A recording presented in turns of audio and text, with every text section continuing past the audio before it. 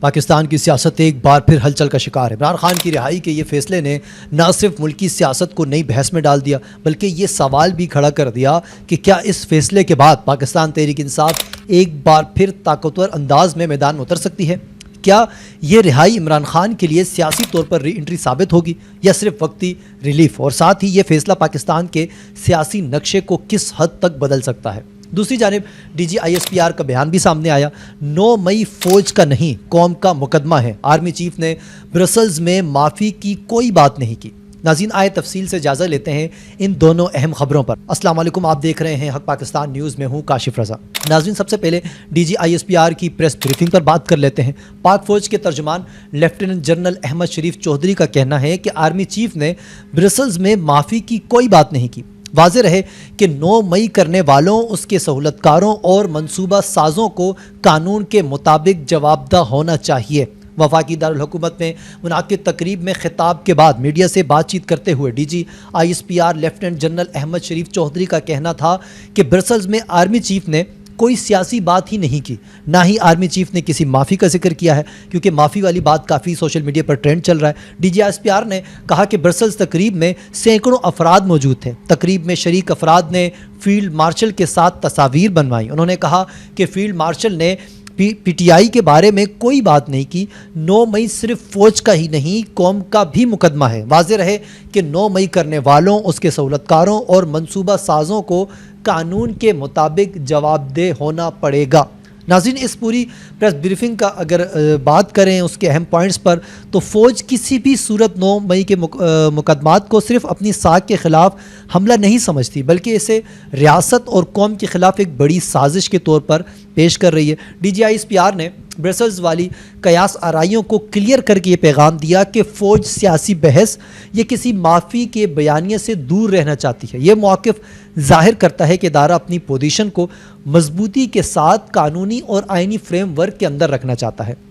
آئیں بات کرتے ہیں آج کی سب سے بڑی دوسری اہم خبر پر۔ پاکستان تحریک انصاف کے کارکنان اور عمران خان کے چاہنے والوں کے لیے آج کا دن شاید ایک یادگار دن بن سکتا ہے، کیونکہ سپریم کورٹ نے 9 مئی کے واقعات سے جڑے 8 مقدمات میں پاکستان تحریک انصاف کے بانی چیئرمین عمران خان کی ضمانت منظور کر لی ہے اور ان کی رہائی کا حکم بھی جاری کر دیا ہے۔ ناظرین بظاہر ایک عدالتی فیصلہ، لیکن در حقیقت اس کی کئی سیاسی اور قانونی پہلو ہیں جن پر غور کرنا ضروری ہے۔ اس کیس کی سماعت چیف جسٹس یحییٰ آفریدی کی سربراہی میں ہوئی اور بینچ میں تبدیلی بھی کی گئی، جو ظاہر کرتا ہے کہ عدالت خود بھی حساسیت کو مد نظر رکھے ہوئے ہے۔ چیف جسٹس نے بار بار کہا کہ ضمانت کے مرحلے پر حتمی فائنڈنگ نہیں دی جا سکتی۔ یہ احتیاط اس لیے کی جاتی ہے تاکہ ٹرائل کورٹ پر اثر انداز نہ ہو۔ ناظرین سے ظاہر ہوتا ہے کہ سپریم کورٹ اس کیس کو صرف ضمانت تک محدود نہیں رکھنا چاہتی۔ میرٹ پر کوئی حتمی رائے نہیں دی جا رہی۔ استغاثہ نے موقف اپنایا کہ یہ مقدمہ سازش کے زمرے میں آتا ہے اور اس کے شواہد سوشل میڈیا پیغامات، وائس میچنگ اور گواہوں کے بیانات کی صورت میں موجود ہیں۔ مگر دوسری جانب چیف جسٹس نے استفسار کیا کہ کیا کوئی ایسا کیس ہے جس میں سازش کے الزام پر ضمانت مسترد کی گئی ہو؟ عدالت نے واضح کیا کہ ماضی میں ایسے مقدمات میں اکثر ضمانت منظور کی گئی ہیں۔ ناظرین اس مکالمے سے یہ تاثر ملا کہ استغاثہ عدالت کو مطمئن کرنے میں ناکام رہا اور اس کے شواہد ابتدائی طور پر ضمانت منسوخی کے معیار پر پورے نہیں اترتے۔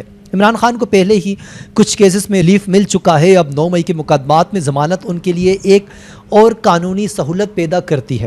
سیاسی طور پر یہ فیصلہ عمران خان اور ان کی جماعت کے لیے ایک اہم سانس لینے کا موقع ہے، کیونکہ یہ کیسز ان پر سب سے بڑا دباؤ سمجھے جا رہے تھے۔ یہ فیصلہ وقتی طور پر پی ٹی آئی کو فائدہ پہنچاتا ہے، لیکن یہ کہنا بھی قبل از وقت ہوگا کہ اصل ٹرائل میں نتائج کیا نکلیں گے، کیونکہ چیف جسٹس نے بار بار کہا کہ میرٹ ٹرائل کورٹ طے کرے گی اور ضمانت کی کیس میں دی گئی آبزرویشن عارضی نوعیت کی ہوتی ہے۔ اس سے واضح ہے کہ سپریم کورٹ ایک طرف قانون کی پاسداری کر رہی ہے تو دوسری طرف اپنے فیصلے کو محدود رکھنا چاہتی ہے تاکہ بعد میں کوئی اعتراض پیدا نہ ہو۔ ناظرین مستقبل میں اصل ٹرائل میں جب میرٹس پر فیصلہ ہوگا تو یہ کیس دوبارہ قانونی اور سیاسی بحث کا مرکز بن سکتا ہے۔ اب بات کرتے ہیں ایک اہم نقطے پر اس کیس کے حوالے سے۔ یہ فیصلہ محض ایک عدالتی ریلیف ضرور ہے، بریت ہوئی، مکمل چھٹکارے کا اعلان بھی ہوا، لیکن استغاثہ کے دلائل کمزور کیس میں عمران خان کو وقتی فائدہ ضرور ملا ہے، لیکن کیسز کا مستقبل اب بھی ٹرائل کورٹ کے ہاتھ میں ہے۔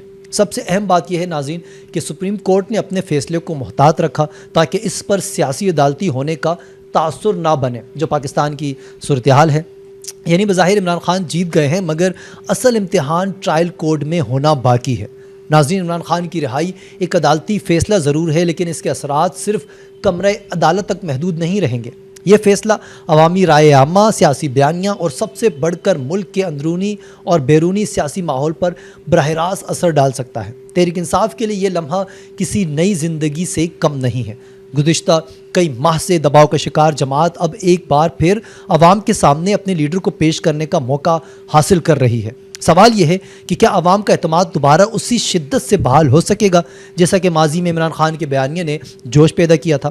ناظرین ایک طرف DGISPR کی اہم پریس بریفنگ ہے جہاں لیفٹیننٹ جنرل احمد شریف چودھری نے واضح کیا کہ آرمی چیف نے برسلز میں نہ کوئی سیاسی بات کی اور نہ ہی کسی معافی کا ذکر کیا. ترجمان پاک فوج کا کہنا تھا کہ 9 مئی صرف فوج نہیں بلکہ پوری قوم کا مقدمہ ہے اور اس دن کی ذمہ دار سہولت کار اور منصوبہ ساز قانون کے مطابق جواب دہ ہوں گے. لیکن دوسری جانب عمران خان کی رہائی ایک نئی سیاسی طوفان لا سکتی ہے. یہ فیصلہ نہ صرف حکومت کے لیے بڑا چیلنج ہوگا بلکہ اپوزیشن کو بھی نئی توانائی مل سکتی ہے. سیاسی ماحول میں احتجاج، جلسے اور عوامی دباؤ بڑھنے کا امکان ہے. سوال یہ ہے کہ کیا عمران خان کی رہائی تحریک انصاف کے لیے واقعی ایک نئی جان ڈال سکتی ہے یا پھر پاکستان کی سیاست کسی اور موڑ کی طرف بڑھنے والی ہے. ناظرین اب آنے والے دن ہی اس سوال کا جواب دیں گے. آج کی ویڈیو پر اپنی رائے کومنٹس میں ضرور دیں اور مزید اپڈیٹ کے لیے دیکھتے رہے حق پاکستان نیوز. کاشف رضا کو اجازت دیجیے. اللہ حافظ.